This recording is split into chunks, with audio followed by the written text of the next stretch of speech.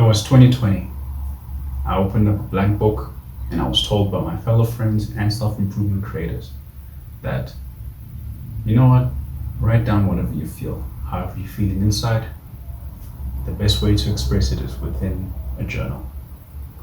How has journaling changed my life?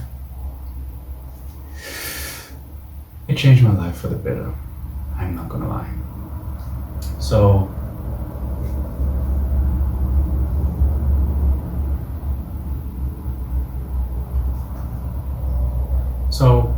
there's obviously a few types that I personally work on. There's gratitude journaling, just writing journaling, just basically general journaling, where you write whatever just comes to mind, you write it down. And then the third type of journaling is using journal prompts. So my story with that is the first time I started journaling is I used just general journaling. So I would start off at the top of the page, write the date, and just speak about what happened that day.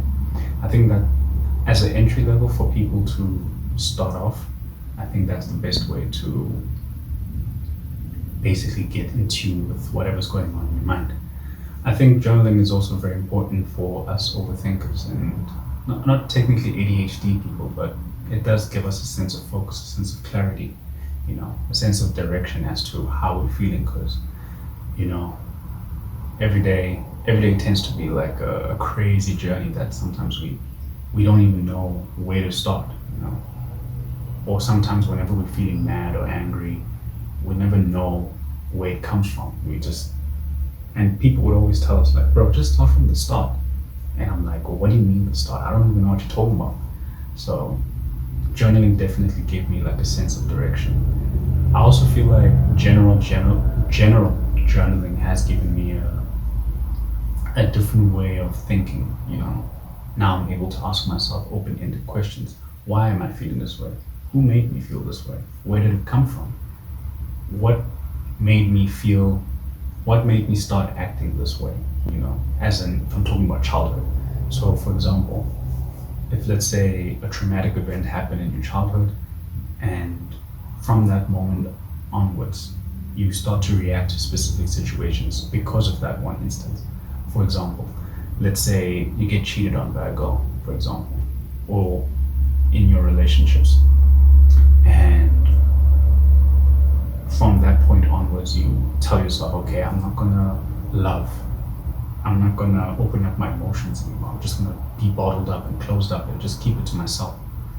That's what I'm talking about. So with journaling, I was able to basically find the root cause of my problems and why I'm feeling a specific emotion at that specific day.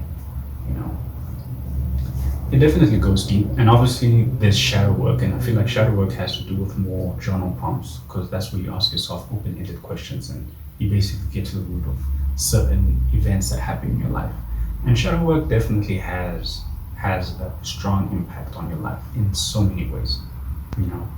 I feel like, the term finding yourself, I feel like without doing anything hedonistic or going on a sabbatical or, traveling to some island for a month or 3 months, I feel like journaling is the best way to find yourself, in my opinion. I mean, I have a video coming up, it's about purpose, and I feel like it's gonna tie in with the whole journaling and how I found my purpose specifically. So the one that I would prefer for you guys, is definitely just general journaling. Start off with the date and just spew your thoughts onto the paper. Whatever comes to mind. Maybe you had burnt toast in the morning and that set the mood for the day. You got late for work. Your girl's not talking to you anymore. Some shit like that. Whatever comes to mind, whatever made you feel some type of way, write that shit down. And I feel like that's the best. That's literally the best way to do things. So to end off this video, I definitely have 3 prompts that you can follow as a beginning, as a little teaser, if this is for you or not for you. Obviously, I don't recommend journaling for everybody, but I definitely would advise everybody spend some time with themselves in some state and use it to get to know themselves a bit better. So I have 3 prompts for you guys. Let me read them out to you. So prompt number 1, what made you start doubting yourself as a kid?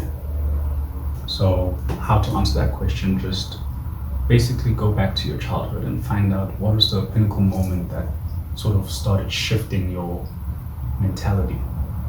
Maybe you don't believe in yourself in life, for example, in your career. So what sort of started you doubting yourself in your childhood? You know, I think that one might be a bit difficult because you have to really do some soul searching, but surely you should know, like, there was one event, maybe you were denied as a kid, or you had like a lot of energy as a kid, and your parents might have told you, hey, you're doing too much, you're a little too hyperactive, and then obviously that shut you off.